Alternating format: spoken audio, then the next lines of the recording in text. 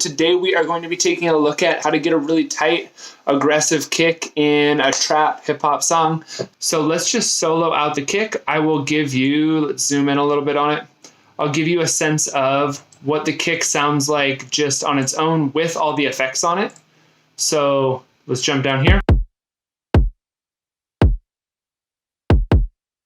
Okay, cool. So if we listen to the dry kick, I've got all these plugins grouped over here. You can do that by just going through all the plugins, holding down Shift if you're in Ableton, and then hitting Control G. That'll group them all. I like doing this because when you group all the devices together, you can just toggle on and off all the plugins that you want on or off for the group. So you can hear the completely dry signal versus what you've affected. So here's what the kick sounds like before.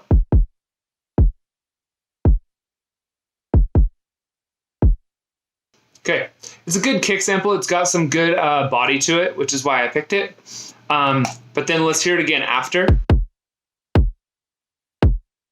Okay, so much more aggressive, so much more top end bite, more grit. It's a little bit more compressed and tight. Okay, so let's run through each of these things one by one, and I will show you how I did that. So the first thing that I like to put on my kicks is Camel Crusher. Camel Crusher is awesome. It's free.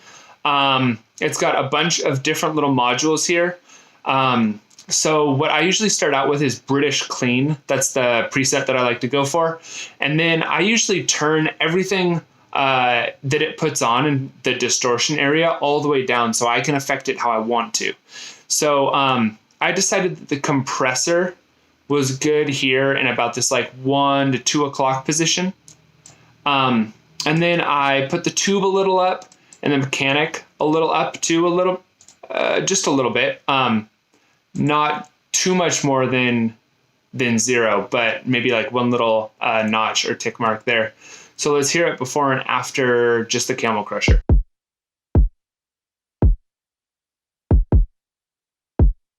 Okay, and after?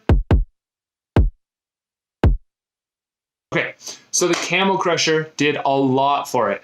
So this tube, I'll show you as I play through what the tube actually does. So the compressor is doing a bit down here just to tighten that kick up. But then the tube is affecting it a lot too. So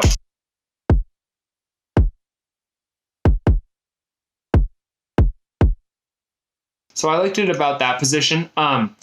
It's just bringing a little bit more of that top end, a little bit more of the skin of that kick drum out. And then I popped the mechanic up just like 1 notch there. That's what sounded good to me. So already the kick is so much more aggressive just after that one thing. So the next thing I like to do is use this Puig Tech EQ. So let's pop that up here.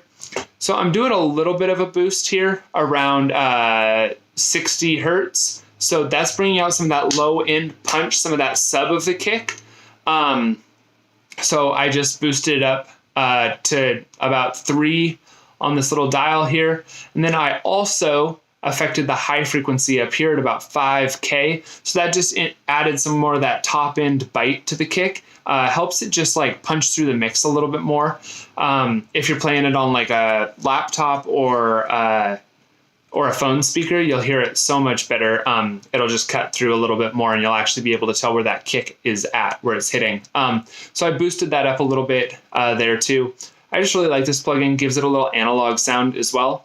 Takes off some of that digital harshness. So let's see what just that Puig Tech did. So with it and without. And back in. Okay, so it's just adding a little bit of that top end to it and a little bit more of that body underneath. Okay, so next thing. This also made a huge difference. It's a FabFilter Pro Q3. I found that this kick was hitting, when I checked it out on the spectrum analyzer, it was hitting just above this, if we play that. So I went down and cut off some of this low end rumble down here below it. So the bass, the 808 can live more in that range. We don't really need it. It's muddying up the kick. So let's hear what that does. It does quite a bit to tighten the kick up.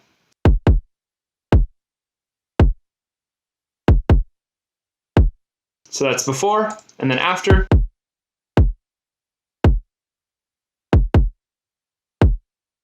Okay, so to me, huge difference there. It tightened the kick up a little bit. I think it made it a little bit more punchy, sound a little bit more aggressive. And then the very last thing that I do is I throw a soft clipper on there. So what the soft clipper does, I make sure that the soft clipper is only taking about 2 dB of gain off. We don't want to hit it too hard. We don't want to clip it so much that it's distorting. We just want to make it so that all those kicks have a really nice level to them, and there's this nice kind of clipped sound that we're used to hearing in a lot of music. A lot of the trap music, pop music that we're used to hearing is clipped. It's really compressed. So this helps get us that effect. So let's check it out before and after we add this. So before.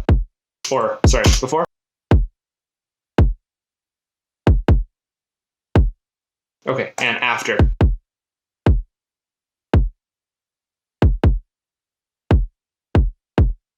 All right. So to me, I can tell a difference. It sounds like that kick, we just brought a lot of that body together. It brought out some of the previous effects that we already used. It helped us see a lot of the effect that we added in just a tighter, more compressed way. Because we just clipped it, limited it, made it more condensed. So just by itself, let's take out the 808, see what it sounds like in the mix with no 808 at all.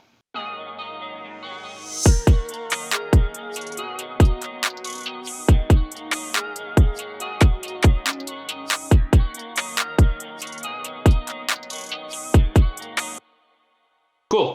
So it's nice, it's beefy, it's punchy, it sounds good to me. So now if we add the 808 under it, I didn't even really do any side chaining or anything on this. I just got the kick to poke out a little bit on top of the 808, and now they sit pretty well together. So let's check it out.